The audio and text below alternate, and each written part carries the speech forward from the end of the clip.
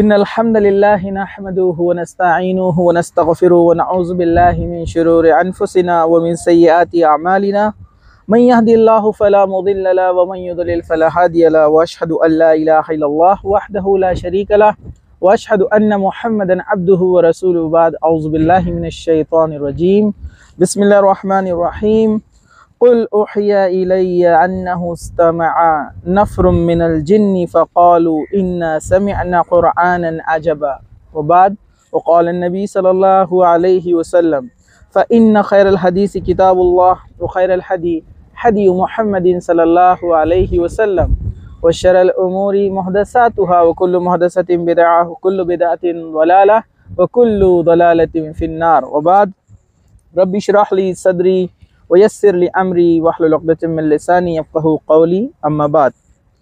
تمام قسم کی تعریف ہے اللہ رب العزت کے لیے ہے جو تمام جہانوں کا پالنے والا ہے، اور درود و سلام ہوں ہمارے پیارے نبی محمد رسول اللہ صلی اللہ علیہ وسلم پر۔ انشاءاللہ تعالی آج ہم جو ہے 72 نمبر کا سورہ جن کا جو ہے مختصر سا ترجمہ اور تفسیر آپ کے سامنے رکھیں گے، جو مفسرین اکرام نے یعنی کومنٹیٹرز نے، علماء دین نے ہمارے لیے آسان زبان میں پیش کر دیا کہ ہم اس کو آسانی سے سمجھ سکیں۔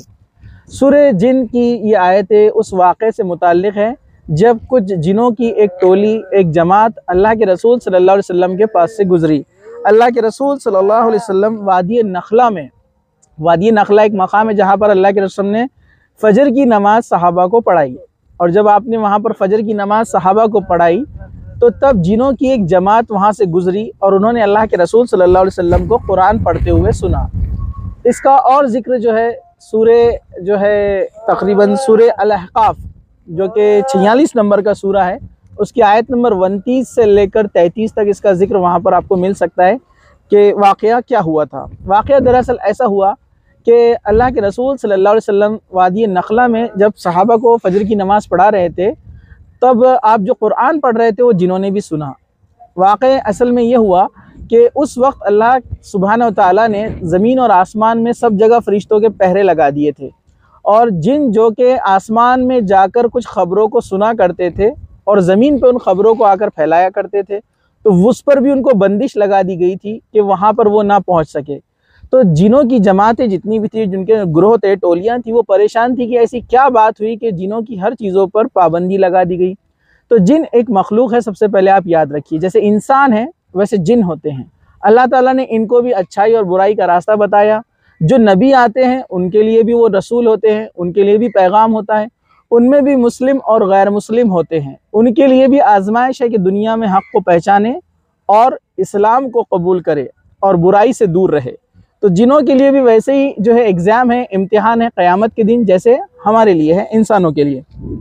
تو جن ایک ایسی مخلوق ہے جس کو ہم نہیں دیکھ سکتے، لیکن وہ ہمیں دیکھ سکتے ہیں، اور اللہ تعالیٰ نے پہلے ان کی تخلیق کی، مطلب اللہ تعالیٰ نے انسانوں سے پہلے جنوں کو اس دنیا پر بھیجا تھا اور آزمائش کے لیے ان کو اس دنیا میں بھیجا۔ پھر انہوں نے دنیا میں فساد مچایا، اللہ تعالیٰ کے احکامات کی پابندی نہیں کی، تو اللہ تعالیٰ نے پھر ان کو اس زمین پہ سے ہٹا کر انسان جیسی ایک مخلوق بھیجی، یعنی ہمیں بھیجا، اور آدم علیہ السلام پہلے انسان اس دنیا میں بھیجے گئے۔ تو یہ مختصر سا میں نے جنوں کا تعارف آپ کے سامنے کیا ہے۔ انشاءاللہ جنوں کے تعلق سے ہم ڈیٹیل میں کسی اور لیکچر میں ضرور انشاءاللہ دیکھیں گے۔ تو پہلی آیت جو میں نے آپ کے سامنے پڑھی کہ اللہ سبحانہ وتعالیٰ فرماتا ہے کہ آپ کہہ دے کہ مجھے وحی کی گئی ہے کہ جنوں کی ایک جماعت نے قرآن سنا اور کہا کہ ہم نے عجب قرآن سنا۔ یعنی اللہ سبحانہ وتعالیٰ صحابہ سے اور مسلمانوں سے کہہ رہے ہیں کہ اللہ نے مجھے خبر دی ہے، مطلب یہ مجھے غیب کی خبر نہیں تھی، اللہ نے مجھے خبر دی ہے کہ جو ہے وادی نخلہ میں جب ہم نماز پڑھ رہے تھے تو جنوں کی ایک جماعت، ایک ٹولی وہاں سے گزری۔ پھر کیا ہوا؟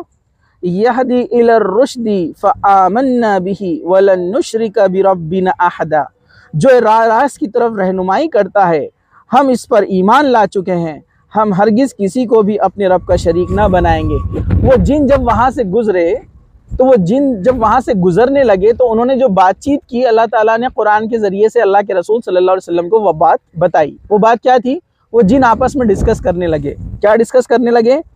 یہ اللہ تعالیٰ کی طرف رہنمائی کرتا ہے، یعنی قرآن اور یہ رسول، تو ہم اس پر ایمان لا چکے ہیں، ہم ہرگز کسی کو بھی اپنے رب کے ساتھ شریک نہ کریں گے۔ مطلب یہ وہ جن تھے جب اللہ کے رسول صلی اللہ علیہ وسلم کے پاس سے گزرے اور قرآن پڑھتا ہوا سنا، اللہ کے رسول کو اس کا علم نہیں تھا کہ وہ جن وہاں پر ہے۔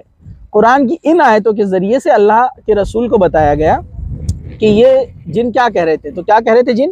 ہم ایمان لے آئے، مطلب وہ لوگ مسلمان ہو چکے تھے، اور جو شرک کرے گا وہ راہ راست سے بھٹک گیا، جن خود کہہ رہے تھے۔ ٹھیک ہے، چلیے۔ وَأَنَّهُ تَعَالَى جَدُّ رَبِّنَا مَا اتَّخَذَ صَاحِبَةً وَلَا وَلَدًا، اور بے شک ہمارے رب کی شان بڑی بلند ہے، اس نے کسی کو اپنی بیوی نہ بنایا اور نہ بیٹا بنایا۔ مطلب یہ جن اتنی سمجھ رکھتے تھے کہ فوراً کہہ اٹھے کہ ہمارے رب کی اولاد نہیں ہو سکتی اور نہ اس کی بیوی ہے، جیسے مشرکین مکہ اور عیسائی اور یہودی عقیدہ رکھتے تھے کہ اللہ کی اولاد ہے۔ تو یہ جنوں کی جو باتیں ہو رہی تھی، یہ جن آپس میں جو باتیں کر رہے تھے، یہ مشرکین مکہ کو بھی ایک دعوت تھی کہ جن جیسی مخلوق اس بات کو سمجھ گئی کہ اللہ کے علاوہ کوئی معبود نہیں ہے، پھر تم انسان اس بات کو کیوں نہیں سمجھتے؟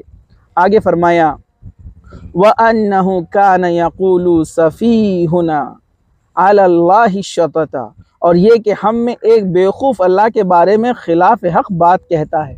تو یہ کسی شخص کے تعلق سے نہیں ہے، مفسرین نے کہا اس میں ہر وہ شخص شامل ہے جو اللہ کے ساتھ کسی کو شریک کرتا ہے۔ مطلب جنہوں نے بھی اس شخص کو بیوقوف کہا ہے کہ جو اللہ کو چھوڑ کر کسی اور کی عبادت کرتا ہے، اللہ کے ساتھ شرک کرتا ہے۔ مطلب جن کا بتانے کا مقصد یہ تھا کہ ہم جیسی مخلوق جو کہ جن ہیں، اور ہم سے ایک بڑھتر مخلوق، یعنی ہم سے ایک بیٹر مخلوق، ایک بیٹر کریشن اللہ تعالیٰ نے انسان کو بنایا، تو یہ کیسے بیوقوف ہے کہ اللہ کو چھوڑ کر کسی اور کی عبادت کرتے ہیں۔ تو جنوں کا یہ ڈسکشن کا مقصد یہ تھا کہ انسانوں کو یہ بات پہنچے کہ کیسے بیوقوف لوگ کہ اللہ کے ساتھ کسی کو شریک کرتے ہیں۔ وَأَنَّا ظَنَنَّا أَن لَّن تَقُولَ الْإِنسُ وَالْجِنُّ عَلَى اللَّهِ كَذِبًا، اور ہم تو یہی سمجھتے رہے کہ ناممکن ہے کہ انسان اور جنات اللہ پر جھوٹی باتیں لگائے۔ تو انہوں نے کیا کہا؟ ہم یہ بات کی عقل رکھتے ہیں، سمجھ رکھتے ہیں کہ انسان اور جن جو اللہ کے ساتھ شرک کرتے ہیں، یہ بہت ہی غلط ہے اور جھوٹی بات ہے۔ وَأَنَّهُ كَانَ الرِّجَالُ مِنَ الْإِنسِ يَعُوذُونَ بِرِجَالٍ مِنَ الْجِنِّ فَزَادُوهُمْ رَهَقًا، بات یہ ہے کہ چند انسان بعض جنات سے پناہ طلب کیا کرتے تھے، جس سے جنات اپنی سرکشی میں اور بڑھ گئے۔ یہاں پر ایک اہم بات آ رہی ہے، ان کے ڈسکشن سے ایک بات یہ نکلی کہ کیا بات آئی یہاں پر کہ بعض انسان جناتوں سے مدد طلب کیا کرتے تھے، مطلب جادو کے لیے جنوں سے ڈرنا، جنوں سے کام کروانا، جنوں کو اپنے قبضے میں لینا، یا یہ عقیدہ رکھنا کہ فلاں کلمات پڑھنے سے جن ان کے قابو میں آ گیا، وہ ان کی باتیں سن رہا ہے۔ تو وہ کیا سمجھنے لگے کہ جنوں کو اللہ تعالیٰ نے کچھ زیادہ طاقت اور قوت دی ہے۔ بے شک اللہ تعالیٰ نے کچھ چیزوں میں ان کو قوت اور طاقت دی رکھی ہے، لیکن یہاں پر یہ ڈسکشن آ رہا ہے کہ انسان جب جن اور شیاطین سے ڈرنے لگے کہ ان کے پاس زیادہ طاقتیں اور قوتیں ہیں، تو کیا ہوا؟ جنوں کو ایسا لگا کہ انسان ہم سے ڈرتے ہیں اور انسان ہم کو بڑا سمجھتے ہیں، تو جن اس سرکشی میں اور بڑھ گئے، اس لیے وہ شرک کرنے لگے اور اللہ تعالیٰ کے خلاف جانے لگے۔ ان کو ایسا لگا کہ انسان جب ہم سے مدد طلب کرتا ہے تو ہم کتنے طاقتور ہیں۔ تو یہ بات بتانے کا یہاں پر مقصد یہ ہے۔ چلیے، وَأَنَّهُمْ ظَنُّوا كَمَا ظَنَنْتُمْ أَن لَّن يَبْعَثَ اللَّهُ أَحَدًا، اور انسان نے بھی تم جنوں کی طرف گمان کر لیا کہ اللہ کسی کو نہ بھیجے گا یا کسی کو دوبارہ زندہ نہ کرے گا۔ مطلب یہاں پر انسان بھی اس بہکاوے میں آیا، جن بھی اس بہکاوے میں آ گیا کہ انسان جب مر جائے گا تو دوبارہ زندہ نہیں کیا جائے گا، اور یہی اس نے غلطی کی۔ وَأَنَّا لَمَسْنَا السَّمَاءَ فَوَجَدْنَاهُ مُلِئَتْ حَرَسًا شَدِيدًا وَشُهُبًا، اور ہم نے آسمان کو ٹٹول کر دیکھا تو اسے سخت چوکیداروں اور سخت شعلوں سے پر پایا۔ مطلب یہ جن اور شیاطین جب آپس میں جن ڈسکس کر رہے تھے کہ پورے آسمانوں کو قید کر دیا گیا تھا، مطلب آسمانوں پہ بندشیں لگا دی گئی تھی کہ کوئی جن وہاں سے گزر نہ سکے، اور یہ جنوں کی ٹولیاں تھیں جو مختلف علاقوں میں دنیا میں اور آسمان میں پھیل گئی۔ یہ معلوم کرنے کے لیے آج کیا ماجرا ہوا ہے کہ تمام جگہ بندشیں لگا دی گئی ہیں، جن وہاں نہیں پہنچ سکتے جہاں پر پہنچنا چاہیے تھا۔ تو اللہ کے رسول صلی اللہ علیہ وسلم کی بعثت سے پہلے جنوں کو اتنی آزادی تھی کہ وہ آسمان میں کہیں بھی جا سکتے تھے، آ سکتے تھے، لیکن اللہ کے رسول صلی اللہ علیہ وسلم کی بعثت کے بعد ان پر یہ پابندیاں لگا دی گئی۔ مفسرین نے اس بارے میں یہی لکھا ہے۔ وَأَنَّا كُنَّا نَقْعُدُ مِنْهَا مَقَاعِدَ لِلسَّمْعِ فَمَنْ يَسْتَمِعِ الْآنَ يَجِدْ لَهُ شِهَابًا رَصَدًا۔ اس سے پہلے ہم باتیں سننے کے لیے آسمان میں جگہ جگہ بیٹھ جایا کرتے تھے، اب جو بھی کان لگاتا ہے وہ ایک شعلے کو اپنے طاق میں پاتا ہے۔ مطلب جن آپس میں کیا کہنے لگے، پہلے جو فرشتے احکامات لے کر آتے ہیں، جو باتیں آسمان سے اترتی، تو یہ کان لگا لگا کر بیٹھ جاتے آسمانوں میں اور ان باتوں کو، خبروں کو لا کر دنیا میں پہنچایا کرتے تھے۔ لیکن اب جب بھی یہ کوشش کرتے ہیں اس آسمان کے اس علاقے کو کراس کرنے کی، تو ایک فرشتہ ان کو آگ کے شعلے پھینک کر مارتا ہے۔ اور اس میں بہت سارے مفسرین نے اور جو ہے علماء نے لکھا ہے کہ اکثر جو لوگ دیکھتے ہیں، جو ٹوٹتا ستارہ لوگ دیکھتے ہیں، کیا ستارہ ٹوٹتے ہوئے جا رہا ہے، لوگ اس سے وش کرتے ہیں، یہ سب شرکیہ اعمال ہے۔ کیوں؟ یہ وہ چیزیں جن اور شیاطین کو ماری جا رہی ہے اور لوگ اس سے وش کر رہے ہیں، دعائیں کر رہے ہیں۔ کتنی عجیب بات ہے، شیطان نے ہم کو کیسے عجیب کاموں میں لگا کے رکھا ہے۔ چلیے تو آگے چلتے ہیں ہم یہاں پر، وَأَنَّ لَنَدْرِي أَشَرٌّ أُرِيدَ بِمَنْ فِي الْأَرْضِ أَمْ أَرَادَ بِهِمْ رَبُّهُمْ رَشْدًا۔ ہم نہیں جانتے کہ زمین والوں کے ساتھ کسی برائی کا ارادہ کیا گیا ہے یا ان کے رب کا ارادہ ان کے ساتھ بھلائی کا ہے۔ مطلب اور ڈسکشن چلنے لگا، یہ سارے معاملات میں جو تبدیلی آئی ہیں، تو کیا اللہ تعالیٰ نے زمین والوں کے ساتھ کوئی بھلائی کا معاملہ ارادہ کیا یا کوئی عذاب ان کے اوپر آنے والا ہے۔ وَأَنَّ مِنَ الصَّالِحُونَ وَمِنَّ دُونَ ذَلِكَ كُنَّا طَرَائِقَ قِدَدًا۔ اور یہ کہ بے شک بعض تو ہم میں نیکوکار ہیں اور بعض اس کے برعکس بھی ہے، ہم مختلف طریقوں سے بٹے ہوئے ہیں۔ اب جن آپس میں ڈسکس کرنے لگے کہ ہم میں کچھ لوگ نیک بھی ہے اور کچھ برے بھی ہے اور ہم کئی قسموں میں بٹے ہوئے ہیں۔ تو اس کی تفسیر میں علماء نے لکھا، جس طرح انسانوں میں مومن، غیر مومن، یہود، عیسائی، مسلمان اور غیر مذہب ہوتے ہیں، ویسے جنوں میں بھی ہوتے ہیں، مسلم، یہودی، عیسائی، ان میں بھی ہوتے ہیں، بالکل ہماری طرح عقیدے رکھنے والے الگ الگ جماعتیں، الگ الگ گروہ ان کے اندر ہوتے ہیں۔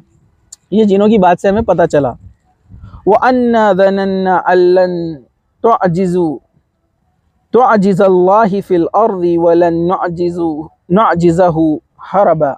اور ہم نے سمجھ لیا کہ ہم اللہ تعالیٰ کو زمین میں ہرگز عاجز نہیں کر سکتے اور نہ بھاگ کر اسے ہرا سکتے ہیں۔ مطلب یہ بات انہوں نے کہی کہ اللہ تعالیٰ کو تو ہم دنیا کے کہیں یا آسمان میں کہیں جا کر اللہ کو عاجز نہیں کر سکتے، یعنی اللہ تعالیٰ سے ہم بچ نہیں سکتے۔ مطلب بہتر یہ ہے کہ اس کی ہدایت کو ہم مان لیں اور اس پر عمل کریں۔ وَأَنَّا لَمَّا سَمِعْنَا الْهُدَىٰ آمَنَّا بِهِ فَيُؤْمِن بِرَبِّهِ فَلَا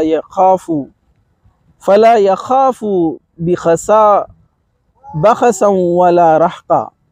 ہم تو ہدایت کی بات سنتے ہیں اور اس پر ایمان لا چکے ہیں، اور جو بھی اپنے رب پر ایمان لائے گا نہ کسی نقصان کا اندیشہ ہے نہ ظلم اور ستم کا۔ مطلب وہ جن شیاطین کیا کہنے لگے، وہ جو جن تھے، انہوں نے کہا کہ ہم اپنے رب پر ایمان لا چکے ہیں، اور انہوں نے اپنے ایمان کا اظہار کیا اور کہا کہ جو شخص اللہ پر ایمان لائے گا، نہ دنیا میں اس کا اور نہ آخرت میں کوئی نقصان اس کا نہیں ہوگا۔ یہ ایمان لانے کا فائدہ انہوں نے بتایا۔ وَأَمَّا الْقَاسِطُونَ فَكَانُوا لِجَهَنَّمَ حَطَبًا۔ اور جو ظالم ہیں وہ جہنم کا ایندھن بن جائیں گے۔ وَأَن لَّوِ اسْتَقَامُوا عَلَى الطَّرِيقَةِ لَأَسْقَيْنَاهُم مَّاءً غَدَقًا۔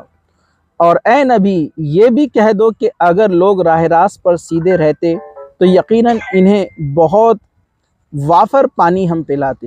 یعنی اللہ سبحانہ وتعالیٰ فرماتا ہے کہ اگر لوگ راہ راست پر آ جائے، اللہ کی توحید پر ایمان لائے اور برائی سے اور گناہوں سے اور شرک سے رک جائے، تو اللہ جو ان کے اوپر آسمان برسائے، اور جو پریشانی میں اور پانی کی کمی سے وہ جو لوگ پریشان ہیں، اللہ تعالیٰ وہ کمی کو ان کے پورا کر دے۔ لِنَفْتِنَهُمْ فِيهِ وَمَنْ يَعْرِضْ عَنْ ذِكْرِ رَبِّهِ يَسْلُكْهُ عَذَابًا سَعَدًا۔ تاکہ ہم اس میں انہیں آزما لے۔ جو شخص اپنے پروردگار کے ذکر سے منہ پھیر لے گا تو اللہ تعالیٰ اسے سخت عذاب میں مبتلا کر دے گا۔ تو یہ قحط سالی جو قریش کے اوپر آئی تھی ایک بار کہ وہاں پر پانی کی کمی تھی، تو یہ اللہ تعالیٰ کی طرف سے ایک آزمائش تھی تاکہ لوگ اللہ تعالیٰ کو پہچانیں، اس کی توحید کو جانیں اور اس پر ایمان لائے۔ اور جو ایسا نہ کرے گا، مطلب اللہ تعالیٰ کی اس آزمائش کے آنے کے بعد بھی وہ منہ موڑ لے، اس کو نہ پہچانے، تو اللہ تعالیٰ ان کو سخت عذاب میں مبتلا کرے۔ وَأَنَّ الْمَسَاجِدَ لِلَّهِ فَلَا تَدْعُ مَعَ اللَّهِ أَحَدًا، اور یہ مسجدیں صرف اللہ ہی کے لیے خاص ہے، پس اللہ تعالیٰ کے ساتھ کسی اور کو نہ پکارو۔ وَأَنَّهُ لَمَّا قَامَ عَبْدُ اللَّهِ يَدْعُوهُ كَادُوا يَكُونُوا عَلَيْهِ لِبَدًا، اور جب اللہ کا بندہ اس کی عبادت کے لیے کھڑا ہو تو قریب ہوتا ہے، قریب تھا کہ وہ بھیڑ کے بھیڑ بن کر اس پر پل پڑے۔ یہاں پر اس آیت سے مراد کیا ہے؟ اللہ کے رسول صلی اللہ علیہ وسلم کے تعلق سے بات کی جا رہی کہ جب وہ بندہ عبادت کے لیے کھڑا ہو۔ تو اس میں دو مفسرین نے جو ہے رائے بتائی ہے۔ ایک رائے یہ ہے کہ یہ آپ پر امڑ پڑے، مطلب یا تو یہ آپ کی بات پر لبیک کہے اور جھنڈ کے جھنڈ اسلام میں داخل ہو جائے، یا یہ آپ کے ساتھ چال بازیاں چلے اور آپ کو نقصان پہنچانے کی کوشش کرے۔ واللہ عالم، اللہ بہتر جانتا ہے۔ اس کا معنی دو طریقے سے بتایا گیا ہے۔ قُلْ إِنَّمَا أَدْعُو رَبِّي وَلَا أُشْرِكُ بِهِ أَحَدًا، آپ کہہ دیجئے کہ میں تو صرف اپنے رب ہی کو پکارتا ہوں اور اس کے ساتھ کسی کو شریک نہیں کرتا۔ مطلب اس سے پہلے کی جو 3 آیتیں اوپر تک ہم پہنچے تھے، مطلب 18 تک، جنہوں کا تذکرہ ختم ہو گیا، اب اللہ کے رسول صلی اللہ علیہ وسلم سے اللہ سبحانہ وتعالیٰ مخاطب ہو کر ان مشرکین کے تعلق سے بیان فرما رہا ہے یہاں پر۔ پھر آگے اللہ سبحانہ وتعالیٰ نے فرمایا قُلْ إِنِّي لَا أَمْلِكُ لَكُمْ ضَرًّا وَلَا رَشْدًا، کہہ دیجئے کہ مجھے تمہارے کسی نفع یا نقصان کا اختیار نہیں ہے۔ یعنی اللہ کے رسول صلی اللہ علیہ وسلم سے اللہ سبحانہ وتعالیٰ کہہ رہے ہیں کہ تمہاری گمراہی، تمہارا نفع، تمہارا نقصان کا اختیار میرے پاس نہیں ہے، میں تو صرف اللہ کا ایک بندہ ہوں اور میرا کام ہے تم تک پیغام پہنچا دینا۔ مطلب اللہ کے رسول صلی اللہ علیہ وسلم مشرکین مکہ سے کہہ رہے ہیں کہ تمہاری بھلائی یا تم کو ہدایت مل جائے یا کوئی تم نقصان میں پڑ جاؤ، یہ میرے ہاتھ میں نہیں ہے، بلکہ یہ اللہ کے ہاتھ میں ہے، میرا کام تو صرف پہنچا دینا ہے۔ قُلْ إِنِّي لَن يُجِيرَنِي مِنَ اللَّهِ أَحَدٌ وَلَنْ أَجِدَ مِن دُونِهِ مُلْتَحَدًا، کہہ دیجئے کہ مجھے ہرگز کوئی اللہ سے بچا نہیں سکتا اور میں ہرگز اس کے سوا کوئی جائے پناہ بھی نہیں پا سکتا۔ مطلب اللہ کے رسول صلی اللہ علیہ وسلم خود کہہ رہے ہیں کہ اگر میں نافرمانی کروں یا تمہاری بات مانوں تو اللہ تعالیٰ سے مجھے بھی کوئی نہیں بچا سکتا، نہ میں کہیں بچ کر جا سکتا ہوں۔ إِلَّا بَلَاغًا مِّنَ اللَّهِ وَرِسَالَتِهِ وَمَن يَعْصِ اللَّهَ وَرَسُولَهُ فَإِنَّ لَهُ نَارَ جَهَنَّمَ خَالِدِينَ فِيهَا أَبَدًا، البتہ میرا کام اللہ کی بات اور اس کے پیغام لوگوں کو پہنچا دینا ہے۔ جو بھی اللہ اور اس کے رسول کی نہ مانے، اس کے لیے جہنم ہے، اس کے لیے آگ ہے جس میں ایسے لوگ ہیں جو وہاں پر ہمیشہ رہیں گے۔ مطلب اللہ کے رسول صلی اللہ علیہ وسلم کہہ رہے ہیں کہ میرا کام صرف پہنچا دینا ہے، جو اللہ اور اس کے رسول کی بات نہ مانے تو اس کے لیے جہنم ہے، اس کے لیے آگ ہے اور وہاں کوئی مددگار نہیں ہوگا۔ آگے فرمایا حَتَّى إِذَا رَأَوْا مَا يُعَدُونَ فَسَيَعْلَمُونَ مَنْ أَضْعَفُ نَاصِرًا وَأَقَلُّ عَدَدًا، ان کی آنکھیں نہ کھلیں گی یہاں تک کہ اسے دیکھ لیں جس کا ان کو وعدہ کیا گیا ہے، بس عنقریب جان لیں گے کہ کس کا مددگار کمزور ہے اور کس کی جماعت کم ہے۔ مطلب اللہ سبحانہ وتعالیٰ نے کہا کہ یہ لوگوں کو ہم جو ہے آپ کا سمجھانا تب تک فائدہ نہیں دے گا یا تب تک سمجھ میں نہیں آئے گا جب تک کہ ان کی آنکھیں کھل نہ جائے، یعنی یہ موت کو نہ دیکھ لے یا قیامت کو یا آخرت کو نہ دیکھ لے، جہنم کو نہ دیکھ لے۔ پھر آگے فرمایا پر ان قریب یہ لوگ جان لیں گے کہ کس کا مددگار کمزور ہے، یعنی یہ اللہ کے علاوہ جن سے مدد مانگتے ہیں، جن بتوں کی پرستش یہ کرتے ہیں، تو قیامت کے دن جب وہ اللہ کو دیکھ لیں گے، مطلب اللہ تعالیٰ کی طاقت دیکھ لیں گے، تو سمجھ جائیں گے کس کا مددگار کمزور تھا اور کس کا مددگار طاقتور ہے۔ قُلْ إِنْ أَدْرِي أَقْرِبٌ مَا تُوعَدُونَ أَمْ يَجْعَلُ لَهُ رَبِّي أَمَدًا، کہہ دیجئے کہ مجھے معلوم نہیں کہ جس کا وعدہ تم سے کیا جاتا ہے وہ قریب ہے یا میرا رب اس کے لیے دوری کی مدت مقرر کر دے، یعنی آخرت کے تعلق سے یہاں پر بات کی جا رہی ہے۔ عالم الغیب فلا یظہر علی غیبہ احدا، وہ غیب کا جاننے والا ہے اور اپنے غیب پر کسی کو مطلع نہیں کرتا، یعنی اللہ سبحانہ وتعالیٰ نے اس کا علم کسی کو نہیں دیا، سوائے جتنا چاہا اپنے نبی کو علم دے دیا، اور قیامت بھی غیب کی خبروں میں سے ہے۔ الا من ارتضى من رسول فانه يسلك من بين يديه ومن خلفه رصدا، سوائے اپنے پیغمبر کے جسے وہ پسند کر لے، لیکن اس کے بھی آگے پیچھے پہرے دار مقرر ہیں، یعنی اللہ کے رسول صلی اللہ علیہ وسلم کو اللہ نے چاہا جتنا اتنا علم دے دیا، اور اس کے آگے پیچھے پہرے دار مقرر ہے، مطلب اللہ کے رسول صلی اللہ علیہ وسلم کی حفاظت کے لیے اللہ تعالیٰ نے فرشتے مقرر کر رکھے ہیں، مطلب کوئی ان کا جو ہے بگاڑ نہیں سکتا جب تک اللہ تعالیٰ نہ چاہے۔ لِيَعْلَمُ أَن قَدْ أَبْلَغُوا رِسَالَةِ رَبِّهِ وَأَحَاطَ بِمَا لَدَيْهِمْ وَأَحْصَىٰ كُلَّ شَيْءٍ عَدَدًا، تاکہ ان کے رب کے پیغام پہنچا دے، تاکہ ان کے اپنے رب کے پیغام پہنچا دینے کا علم ہو جائے۔ اللہ تعالیٰ نے ان کے آس پاس کسی چیز کا احاطہ کر رکھا ہے اور ہر چیز گنتی کے شمار کر رکھا ہے، یعنی اللہ سبحانہ وتعالیٰ یہاں پر یہ بات بیان فرما رہے ہیں کہ فرشتوں کو اللہ سبحانہ وتعالیٰ نے پیغام پہنچانے کے لیے نبیوں کے پاس مبعوث فرمایا ہے، وہ نبیوں تک آتے ہیں، اپنا پیغام پہنچاتے ہیں، اور وہ ان کی حفاظت بھی کرتے ہیں، اور یہ تمام چیزیں جو ہے اللہ کے رسول صلی اللہ علیہ وسلم کے لیے خاص یہاں پر بیان کی گئی۔ اللہ تعالیٰ سے دعا ہے کہ اللہ سبحانہ وتعالیٰ ہمیں کہنے سننے سے زیادہ عمل کی توفیق عطا فرمائے، جب تک زندہ رکھے، اسلام پر زندہ رکھے، خاتمہ ایمان پر ہو۔ وآخر دعوانا ان الحمدللہ رب العالمین، سبحان ربک رب العزت عما یصفون، وسلام علی المرسلین، والحمدللہ رب العالمین۔